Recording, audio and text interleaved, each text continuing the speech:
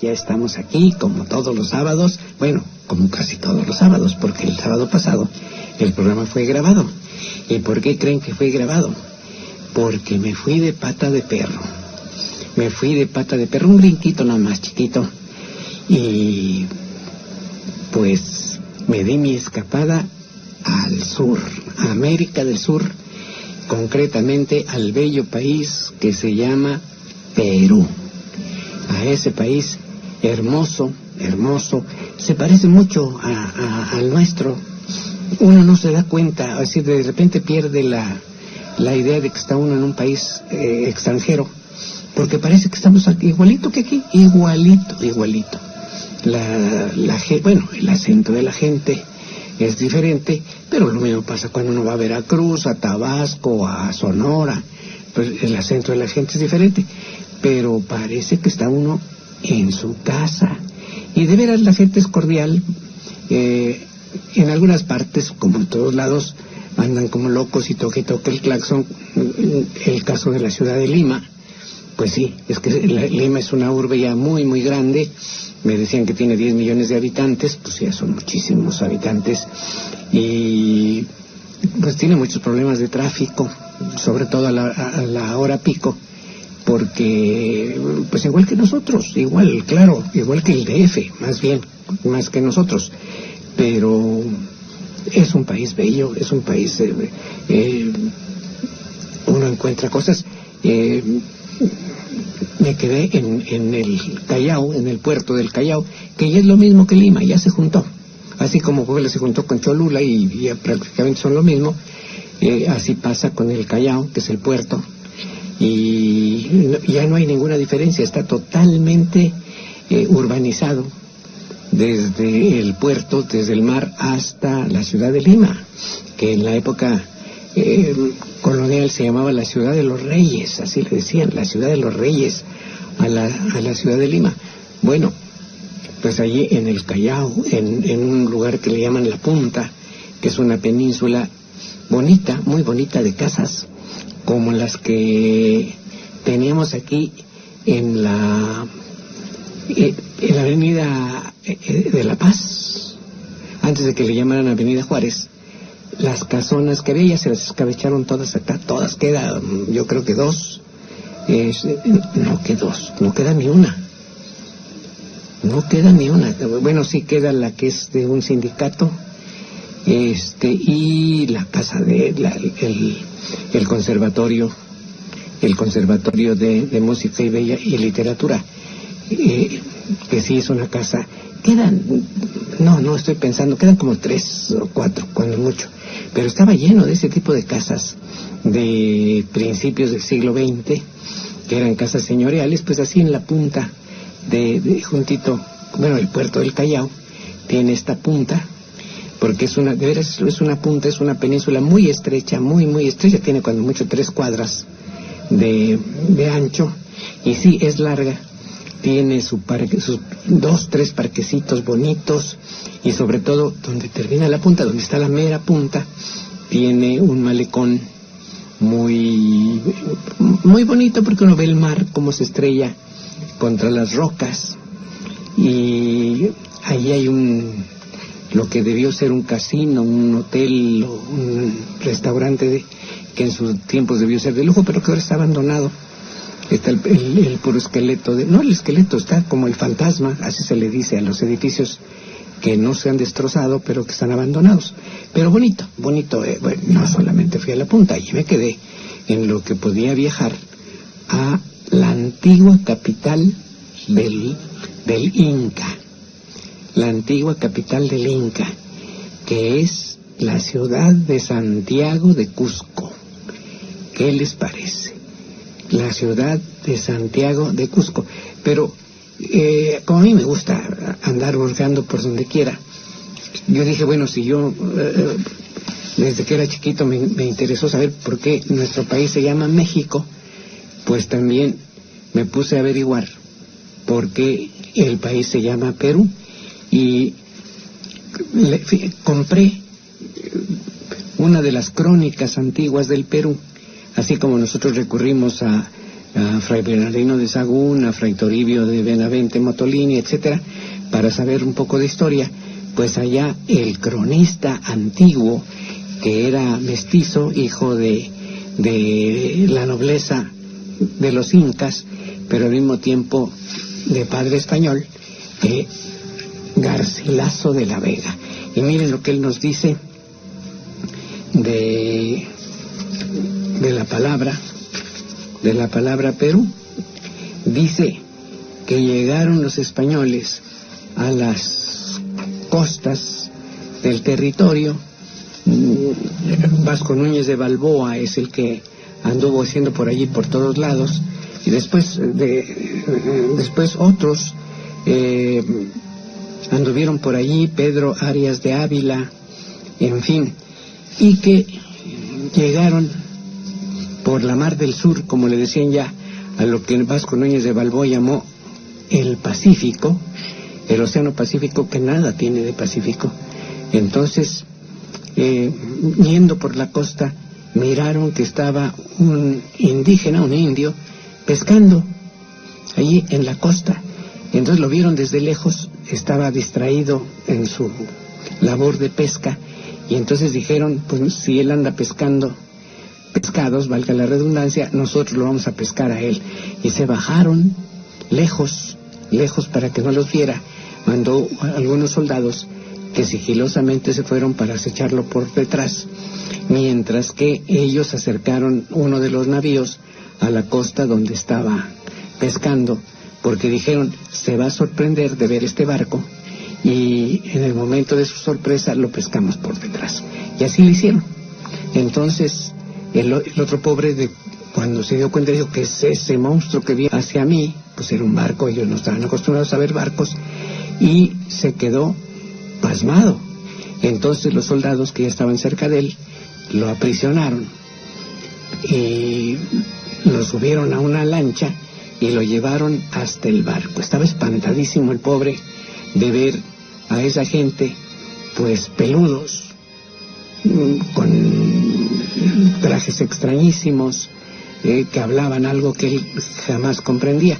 Y entonces, bueno, pues como acostumbraban los españoles, lo empezaron a interrogar como si el pobre hombre supiera hablar el castellano, y le preguntaban ¿dónde estamos? ¿Cómo se llama esta tierra? ¿En qué lugar nos encontramos? Pues ¿qué les va a entender el pobre? Entonces lo presionaban, y él, dice el Inca Garcilaso, pensando que lo que le estaban preguntando era cómo se llamaba, él dijo Berú, así con B, Berú. Y como seguían en las señas, dijo Pelú, primero Berú y luego Pelú. En la lengua quechua quiere decir me llamo Berú. Pensaba él que le estaban preguntando su nombre, y dijo me llamo Berú. Y como le preguntaron dónde estaba, entendió eso, dijo Belú, que quiere decir en donde desemboca el río, pues donde está el río, Belú. Ellos oyeron la palabra Berú y Pelú, y pues pensaron que se estaba haciendo bolas, y ellos eran los que se estaban haciendo bolas, y pusieron Perú. Así que ni Berú ni Pelú, sino Perú. Ese es el nombre que los españoles equivocadamente le pusieron a toda la tierra. Así que pasó lo mismo que cuando los españoles llegaron a Yucatán. Cuando desembarcó Francisco Hernández de Córdoba, que es el primer español que vio tierras de lo que hoy es México, le preguntaba a los indígenas, ¿dónde estamos? ¿Cómo se llama esto? Y le gritaban, pues ya saben cómo son de amables los españoles, y más si eran conquistadores, pues ya me imagino, lo han de haber agarrado al pobre de las greñas y le dijeron, ¿cómo se llama esto, hombre? ¿Dónde estamos, hombre? Y entonces el otro, espantado, les dijo, Yucatán, que significa, ¿qué dicen estos? Ah, bueno, pues se llama Yucatán, las tierras. Así que lo mismo pasó con el Perú. Mi querida Itzel, ¿no te he saludado? Buenos días. Muy buenos días a todos. Pues Así que el Inca Garcilaso de la Vega ya nos desemburró y ya nos dijo por qué se llama el Perú. Yo no tenía la menor idea, Esta vez sí se me ocurrió preguntar cómo se llama el Perú, pero yo les dije que realmente el paso por Lima era obligado para conectarme a la ciudad de Cusco, que era la antigua capital de los incas. Nosotros le decimos incas a todos los pueblos que vivieron antes de la conquista, pero realmente nada más había un inca, el gran gobernante. Inca quiere decir el que es el sol o el que se transforma en sol, porque el sol era la deidad suprema de todos estos pueblos, y en su lengua sol se dice Inti, y de Inti la raíz in, que alude al calor, a la fuerza del sol, se lo aplicaban al gobernante, al gran gobernante. Por eso es el Inca. Los demás son los quechuas, el pueblo que hablaba este idioma. Hablaban muchas lenguas, pero el quechua era el predominante, era la lengua franca, como dicen los expertos, la que se hablaba por obligación en todas partes. Así que había pueblos que hablaban 2 y 3 lenguas, pero a fuerza el quechua para poderse entender. Igualito que acá, todos los pueblos hablaban sus lenguas, pero por imposición de los mexica tenochcas hablaban náhuatl. Eran bilingües la mayoría, o por lo menos había mucha gente que tenía la obligación de saber el idioma náhuatl, además del suyo, porque llegaban los señores, los mensajeros, los cobradores de impuestos, y decían: yo no te entiendo en tu idioma, si no me hablas en el mío, te ataco porque no quieres pagar los impuestos. Pues tenían que aprender los pobres. Lo mismo pasó en aquellas tierras. Vamos unos mensajitos. Tu opinión cuenta. Llámanos al 273-3301 y 273-3302.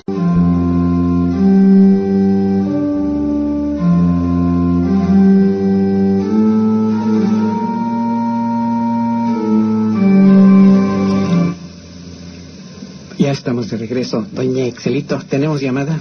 Sí, Gerardo García Castillo pregunta, comenta que siempre es un privilegio escucharle todos los sábados, y también pregunta qué significa la palabra pichincles. Ah, caray, pichincles, no sé, nunca la había oído. No lo sé. El señor Carlos Ortiz, de la colonia Gabriel Pastor, comenta que siempre está atento al programa y comenta que su hijo tuvo el placer de visitar Perú el año pasado, pero por desgracia asistió a un ritual en Cusco donde les pidieron quitarse la ropa antes de ingresar al temazcal, les dieron un brebaje y casi se pierde. Caray, pues qué lástima. Sí, afortunadamente, el Perú conserva muchísimas de sus tradiciones que provienen de la época inca, de la época de los quechua, y que pues siguen vigentes. Pero bueno, el temazcal, allá no les llama temazcal, ahorita se me olvidó el nombre de cómo le dicen, pues sí, siempre implica que entre uno llenacate al temazcal, porque va a sudar, es un baño de vapor, realmente, y si le dieron un brebaje, pues a lo mejor tenía algunas hojitas de alguna hierba que le afectaron. Qué lástima, pero yo creo que sí debieron advertirle antes de entrar, para que entrara por su propio riesgo y no se llevara sorpresa. Pero sí, hay muchos.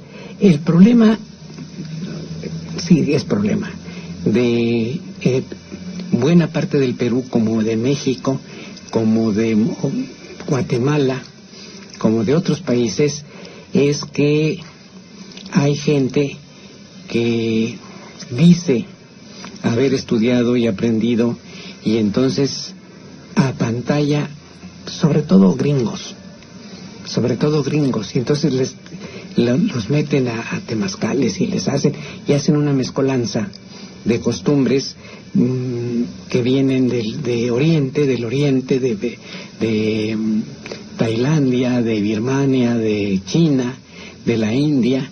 Las mezclan todas como si fueran una misma cosa, y luego, para acabarla, pues las echan en la misma cazuela donde están las tradiciones de acá.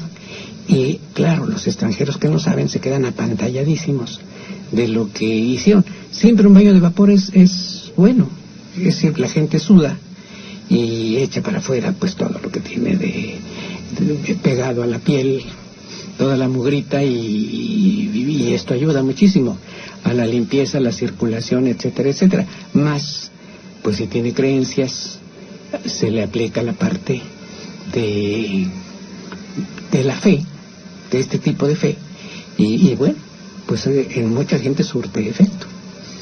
¿Qué más? Bueno, la señora Leticia Jiménez también envía una felicitación por su pasado cumpleaños y un caluroso abrazo. Ay, qué linda, muchas gracias. Sí, el lunes pasado fue mi cumpleaños, el cumpleaños número 140. Ya son muchos años, de veras, son muchos años. Y pues aquí estoy dando guerra. Muchas gracias. Aquí también quiero decir que en Perú, bueno, en Cusco, que ahí estaba, pues me hicieron mis celebraciones, hasta la señora del hotel me hizo mi pastel de maíz, de choclo, como le dicen allá al maíz. Me hizo un pastel, una torta, como dicen ellos, de choclo, muy rica, por cierto, porque era mi cumpleaños, y me dio mi regalo una caja de chocolates peruanos, por supuesto. Los peruanos dicen que ellos descubrieron el chocolate, y los ecuatorianos dicen que ellos descubrieron el chocolate, y yo creo que lo descubrieron cuando lo llevaron de México. Dijeron, esto se llama chocolate, y ya se lo quedaron. Pero el chocolate es originario de la región de Tabasco, de México. Así que, pues bueno, había que quedarse callado, porque si no lo están regalando a uno y uno los pone como camote, pues no. Pero sí, muchas gracias. Pues ahí con un vinito. Hay un vino peruano excelente. Intipalca se llama, que es como el resplandor del sol. Muy sabroso, pero bueno. Y Maritza Estefanía Ahuatzi Méndez envía un saludos al profesor Raúl Vidal y también... muchas gracias. Ahuatzi, que es un tipo de pájaro que pescaba en la laguna de Acuitlapilco y en la laguna de Atlancatepec en Tlaxcala. Ahuatzi, porque tenía el pico, ya no existe el pájaro, se acabó, lo extinguieron. Pues al secar las lagunas, pues ya no hubo que comer y se murieron todos. Se le llama Ahuatzi a ese pájaro porque tenía el pico como espina, porque de hecho Ahuatzi es un tipo de espina muy aguda, y si le ponemos el A, es de agua. Ahuatzi es la espina de agua, literalmente se llamaba ese pájaro. Pues yo creo que ya no hay de esos pájaros, porque empezando por la laguna de Acuitlapilco quedó en un charco, y Atlanca sí todavía tiene un poco de agua, pero sí se secaron muchas de las lagunas que había en Tlaxcala, y con estos pájaros que dicen que eran muy bonitos. Pero estamos hablando del Cusco, y yo seguí buscando, y ¿qué creen? La palabra Cusco, que realmente en la lengua quechua se dice Cosco, significa exactamente lo mismo que México, el ombligo del mundo. Dice la historia, sus mitos, que Inti, el gran dios Sol, creó en una isla del lago Titicaca a los dos primeros gobernantes incas, que uno es Manco Cápac, fue el primer inca gobernante, el primer gran señor, y su mujer y hermana, porque era su hermana, y al mismo tiempo era su señora, que se llama Mama Ocllo. De ellos salió el linaje que gobernó al Perú durante muchos años, y que lo hizo un imperio. Este sí era un imperio. Nosotros decimos el imperio azteca, que no llegó a ser imperio, estaba en proceso de hacerse, porque un imperio es donde todo está bajo la mano férrea del emperador. Y en el caso del Perú sí, porque el enorme territorio que ocupa el norte de Colombia, el sur de Colombia, todo Ecuador, todo Perú, toda Bolivia, norte de Argentina, norte de Chile y una buena parte del Amazonas. Nomás fíjense qué tamañazo de territorio. Estaba gobernado por el Inca. Él era el Señor Todopoderoso, pero era tan grande su territorio que lo dividió en 4 suyos. así se les dice suyos. Bueno, no porque fueran de él, que lo eran, sino que es una palabra que así se dice, suyo. Tihuantinsuyo, Tiahuantinsuyo, también de las dos maneras se dice. Lo dividió en 4, cada uno con su propio gobernante, que era una especie de virrey, que obedecían ciegamente las órdenes. La cabecera principal era la ciudad de Cusco, el ombligo del mundo, donde Manco Cápac y Mama Ocllo establecieron la dinastía. Y la segunda capital era Quito, actual capital del Ecuador. Pues, ¿qué les parece esta historia? Vamos a unos mensajitos.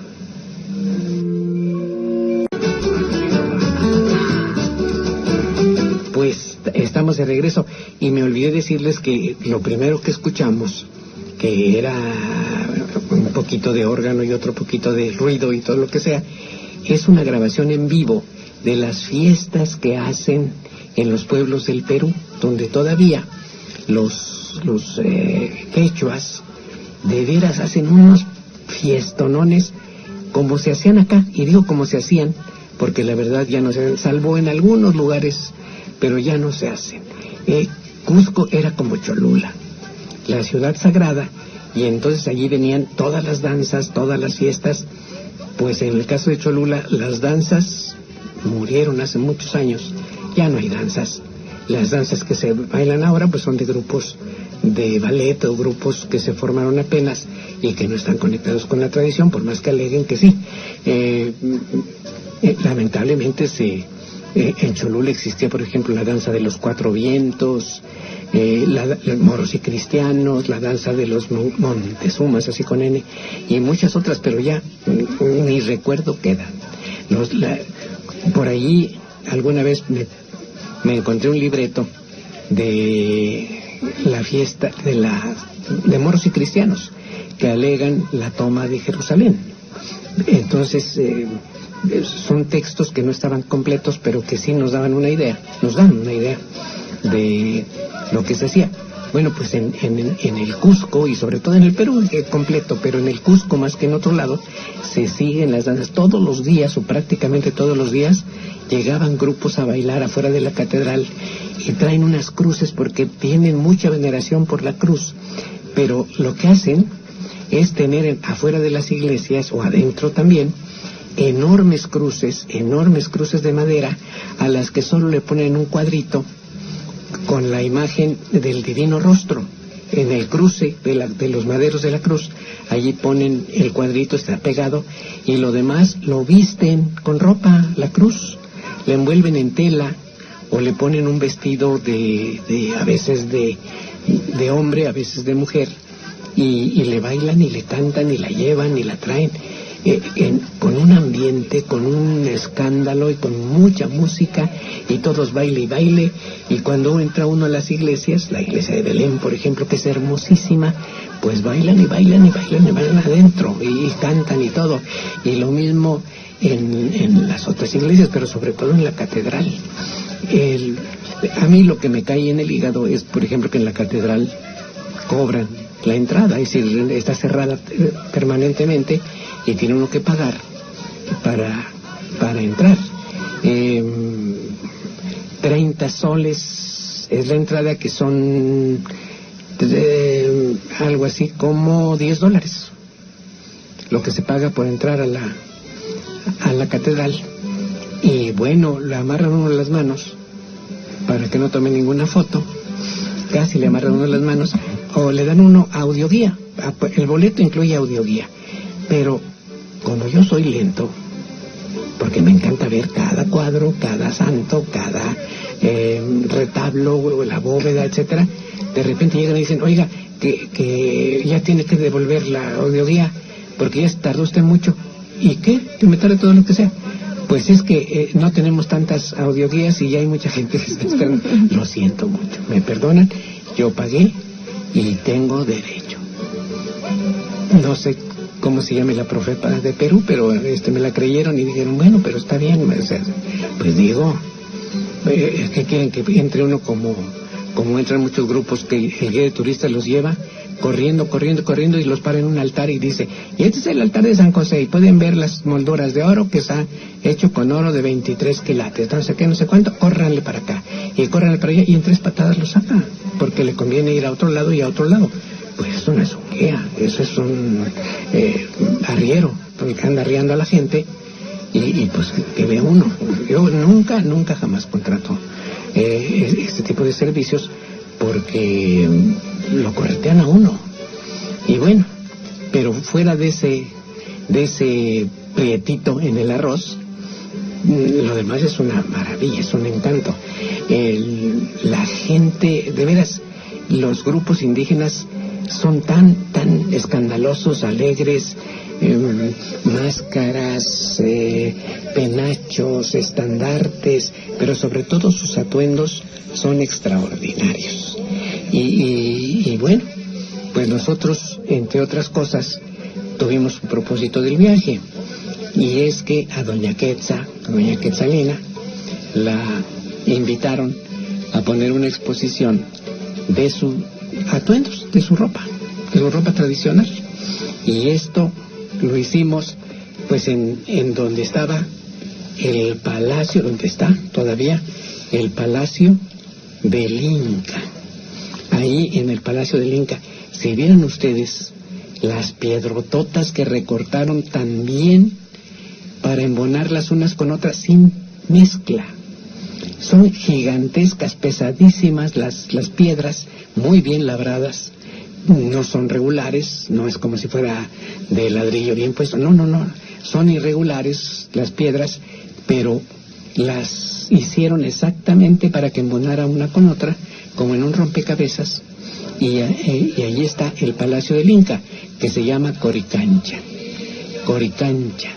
El Coricancha viene de las palabras cori, que significa oro, y cancha, que significa casa, la casa de oro, porque dicen los cronistas como Garcilaso de la Vega y otros que a donde vivía el Inca, que es allí,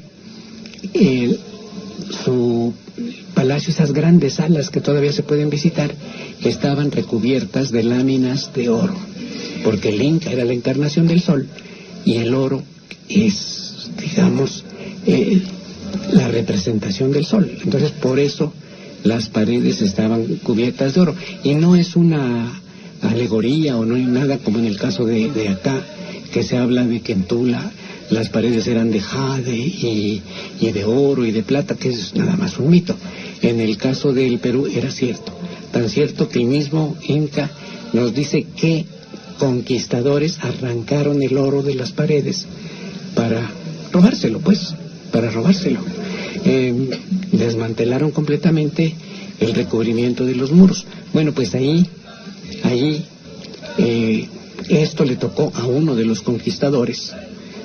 En el reparto de utilidades o el despojo le dieron el palacio del Inca, y él, muy listo, se lo vendió a los dominicos para que construyeran su convento. No lo regaló, yo dudo mucho que lo haya regalado. Eran tan terribles y saqueadores que le sacaron provecho a todo.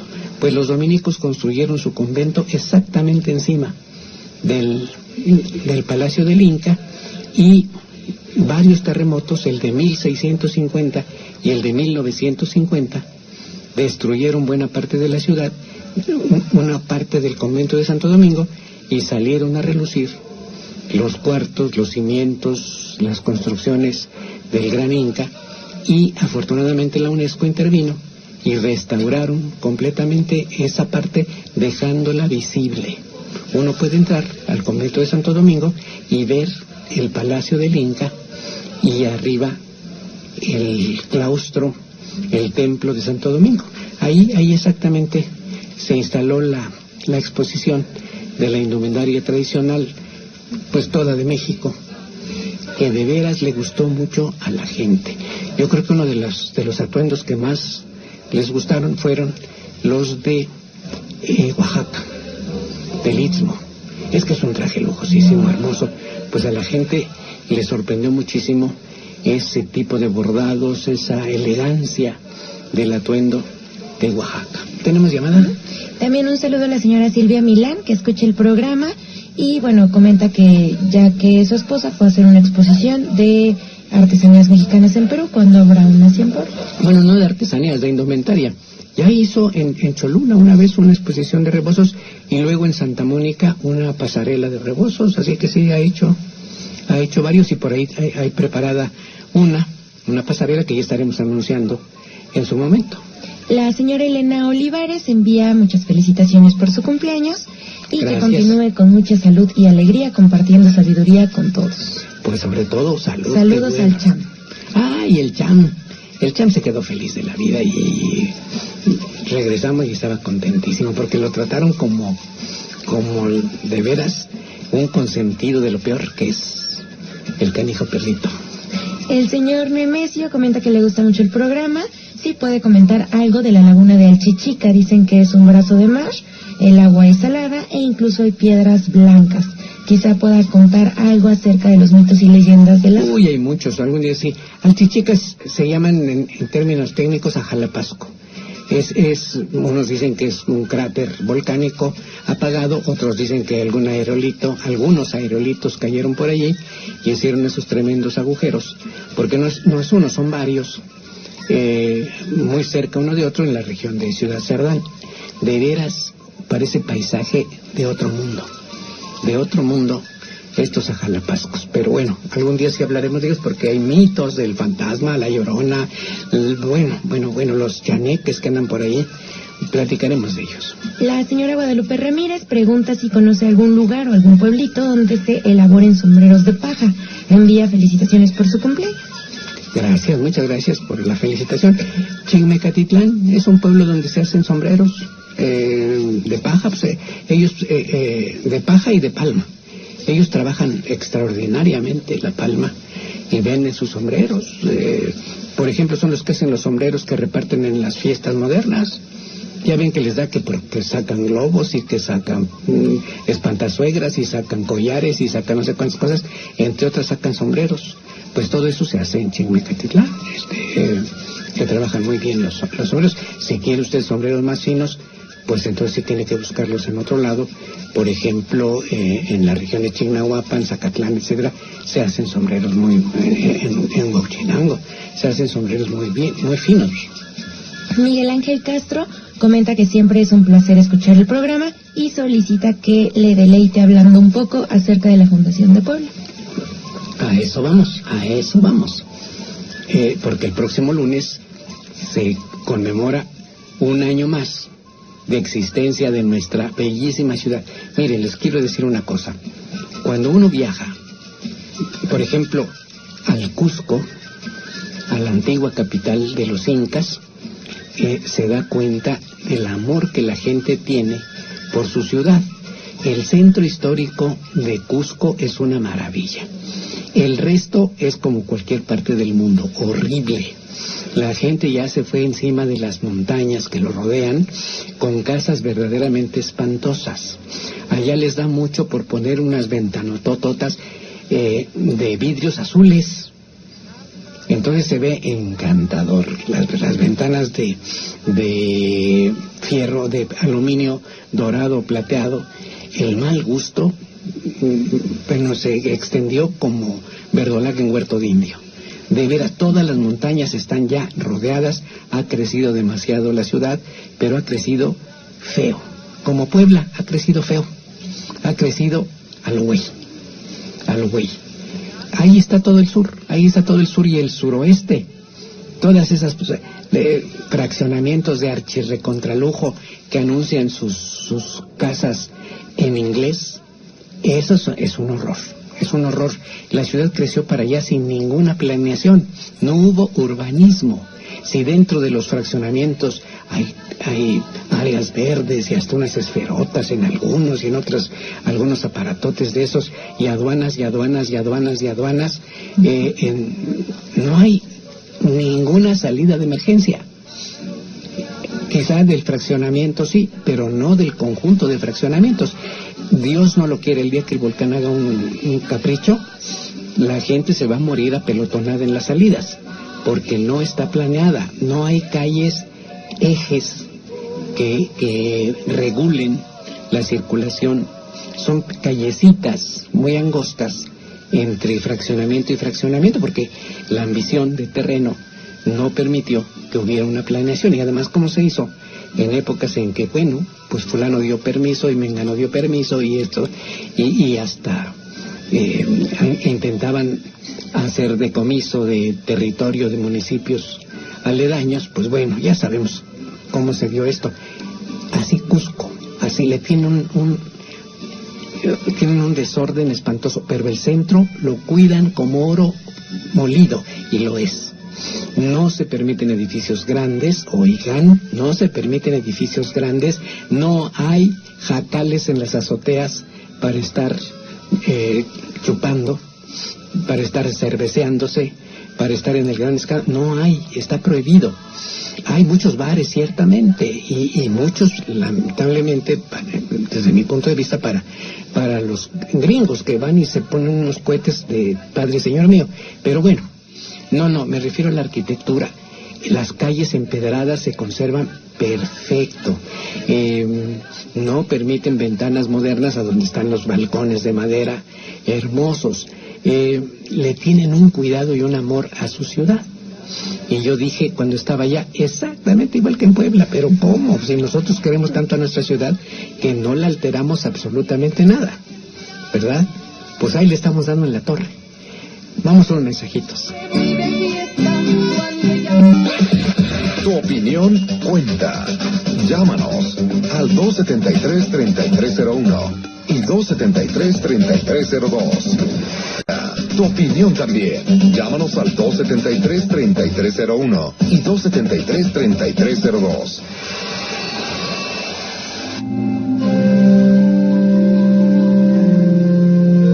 Estamos de regreso. Pues sí, perdón que le esté echando tantas pestes, pero pues ¿qué le vamos a hacer? Los viajes ilustran. Y ya les digo, hay un exagerado celo por cuidar la ciudad. Nosotros aquí le damos en la torre. La gente, aprovechando el temblor, está tirando sus casas. Ahí en la 7 Oriente número 9, adentro están haciendo obras ilegales, metiendo dalas y castillos de concreto, que lo que va a ocurrir es que se va a caer cuando venga un terremoto, porque están metiendo cosas que no son adecuadas. Pero bueno, y así les puedo decir como 20 casas más. La ciudad de Puebla fue un experimento. En su tiempo no se había hecho nada igual en la Nueva España, por lo menos. En otras partes sí, en Matanzas, en Cuba, la ciudad de Matanzas, se llama de Matanzas porque hubo una matazón de españoles por parte de los aborígenes, y ahí sí se hizo el experimento. Se hizo en la ciudad de Trujillo, en Perú, en varias partes, pero en el caso de la Nueva España, los frailes franciscanos, a ellos les debemos la idea, preocupados por el abuso de los españoles sobre los indígenas, decidieron hacer una ciudad solo para españoles, que trabajaran con sus propias manos sin explotar a los indígenas. Este experimento de poblar por primera vez, en el castellano de esa época, del siglo XVI, se le dice hacer la Puebla, hacer una Puebla. Entonces ellos se dieron a la tarea de hacer una Puebla y buscaron el lugar adecuado que no perjudicara los intereses de los indígenas. Y buscaron y encontraron este territorio, este terreno, que era de todos y de nadie, porque se lo peleaba Cholula, Totimehuacán, Tecali, Tlaxcala, Amozoc, se lo peleaban. Y el que lo tocara pues se hacía de guerra con los otros, de tal manera que nadie lo tocaba, estaba vacío. Eso no quiere decir que no hubiera asentamientos mucho más antiguos, pero que ya no existían, ya estaban verde encima, porque el agua de la Toya, que entonces sí era un río de agua limpia, el agua del río que se llamaba Huitzilapan y que después se llamó de San Francisco y que después se llamó Héroes del 5 de Mayo, él sí traía mucha agua y regaba estos campos, así que decidieron que ese era el terreno ideal para hacer la Puebla. Y buscaron la aprobación de la corona, que se dio en enero de 1531. La reina, esposa de Carlos V, doña Isabel, dio su visto bueno porque ella era la regente de España. Carlos V andaba en campañas y andaba en Flandes y andaba en Alemania porque era emperador de Alemania. Entonces no gobernaba España y en su nombre lo hacía la reina, su esposa.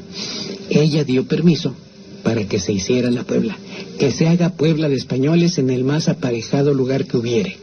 Y este era el más aparejado lugar que hubo.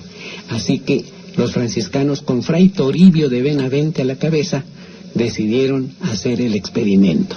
Ya que estaba hecho, ya que habían pasado muchos años y la ciudad era esplendorosa, un listo, abusivo, mentiroso, sinvergüenza, hijo de la jijurria, escribió e inventó que el obispo de Tlaxcala, Fray Julián Garcés, había soñado que se encontraba en un campo muy verde, muy hermoso, y que bajaban los ángeles y clavaban sus estacas para trazar la ciudad, y al despertar le ordenó a sus criados que buscaran el terreno que soñó. Háganme favor, si yo sueño que ando en un cerro, no sé qué, no le voy a decir a los demás que busquen el cerro que yo soñé, porque yo soy el único que sabe cómo era el cerro que soñé. Así que es un cuento, es un chisme que después quedó como si fuera cierto. No hay tal sueño, y Fray Julián Garcés, que era obispo de Tlaxcala, no miraba con buenos ojos que se hiciera una ciudad de españoles que él no controlaría. Así que es un cuento.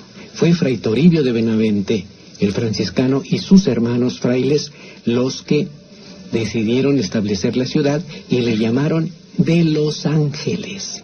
De Los Ángeles, porque los franciscanos siempre han sido muy devotos de los ángeles, y sobre todo, en ese momento, el padre general, el mero de los franciscanos de todo el mundo, se llamaba Fray Francisco de los Ángeles, y los frailes venían principalmente de la provincia de San Gabriel, arcángel de Extremadura. Así que, y siguiendo los consejos de San Francisco, escuchad a los ángeles y hablad con ellos, tenedles devoción. Eso decía nuestro padre San Francisco. Y claro, los franciscanos siempre han sido apegados a los ángeles, por eso le llamaron Ciudad de los Ángeles. Fray Toribio, cuando escribe su memorial, le dice Ciudad de los Ángeles. Ya le quita el Puebla porque ya se había poblado. El nombre, que debió ser efímero, se quedó para siempre, por esa necedad que tenemos de llevar la contra. Así que por eso se fundó la ciudad el 16 de abril de 1531. Unos dicen que allá en el barrio del Alto, donde está la capilla de Santa Elena, pegada a la parroquia de la Cruz. Cuando vayan a la parroquia de la Cruz, métanse hasta casi el altar, y a la izquierda está una puerta abierta, y se meten en la capilla de Santa Elena. Ahí dicen que se celebró, no en esa capilla, por supuesto, en ese lugar se celebró la primera misa dicha por Fray Toribio de Benavente, el Motolinia. ¿Y por qué 16 de abril? ¿Qué creen? Porque era su santo de Fray Toribio. Él se dio el gran regalo de fundar la ciudad de Los Ángeles. ¿Tenemos llamadas? Sí, a través de Facebook nos escribe Inés Márquez, quien envía una felicitación, que lo admira mucho y siempre es muy agradable escuchar. Muchas gracias, muchas gracias. La señora Marucha también comenta que tiene razón en cuanto a sus opiniones, pero bueno, por desgracia, ningún candidato ha hablado de preservar y mantener las estructuras del patrimonio de la ciudad. Pues ni saben. Una manita de gato. Yo creo que ni saben. O sea, tienen la obligación de saber. Aprovecho para felicitar a la arquitecta Lolita Dib, porque la nombraron gerente del centro histórico. Espero que ahora se compongan las cosas y todos vaya como debe ser, siguiendo las normas. La familia Luna Telles comenta que toda la familia lo estuvo buscando para felicitarle, pero no sabía del viaje. Envían saludos por parte de Ángel, Maru, Alex, Ana y Ceci. Les mando un abrazo y un beso, los quiero muchísimo. La señora Dolores Sánchez comenta que es admiradora desde hace muchos años y que ahora que está hablando de los rebosos, recordó que sus papás tuvieron un taller. Ahí era increíble ver la cantidad de rebozos que había, cómo se planchaban, que incluso les llegó el aroma. Ella tiene 65 años y le gustaría, cuando sea grande, llegar a saber tanto como usted. Ay, gracias, que es una jovenaza. Vamos a hacer pronto vamos, es mucha gente, se va a hacer una pasarela de rebozos y ya le diré para que vaya ella y nos platique del taller de sus papás, de los rebozos de aroma, que son muy importantes, sí, claro que sí, y de muchas otras cosas de los rebozos, así que le vamos bueno, si me está escuchando, se va a enterar cuándo es esto y rapidito nos hará caso. ¿Sí? Así es. Pues bueno, qué bonito que bueno, ya se nos está acabando el tiempo. Pues esta es nuestra ciudad de Puebla, a la que debemos respetar y defender. Debemos exigirle a las autoridades, ahora que va a haber un cambio, a las nuevas autoridades, a que se comprometan a respetar el centro histórico, los centros históricos de Puebla, porque no es uno, son muchos, ¿sí? Así que, y no tenemos todavía invitación para algo de la UPAEP. Ya próximamente sacaremos algunos viajes por ahí, ya nos estaremos comunicando también con quienes han viajado con nosotros y extenderles la invitación para que puedan visitar la exposición de Ellas, las Bellas del Cabral, que es una muestra que se tiene ahorita en el museo. De hecho, terminando el programa, puede irse a la 11 Poniente 1914 en Barrio de Santiago. Pues ya se nos acabó el tiempo. Muchas felicidades a la ciudad de Puebla, que está cumpliendo muchos años y a pesar de los habitantes, ahí sigue viva, se defiende nuestra querida ciudad. Pues felicitémonos de vivir en ella y respetémosla. Y nosotros, el próximo sábado, aquí estamos más puestos que un calcetín. Así es. Gracias, Ixelito. Gracias y muy buen día. Gracias, Anabel, que recibe los llamados. Gracias, Tocayito. Lalo Álvarez. Ya están las banderas blancas encima de nosotros. Bienvenidas. Que le vaya muy bien. Hay miles de historias que contar. Lamentablemente el tiempo se agotó. Pero mantente pendiente la próxima semana para escuchar lo que Eduardo Merlo cuenta.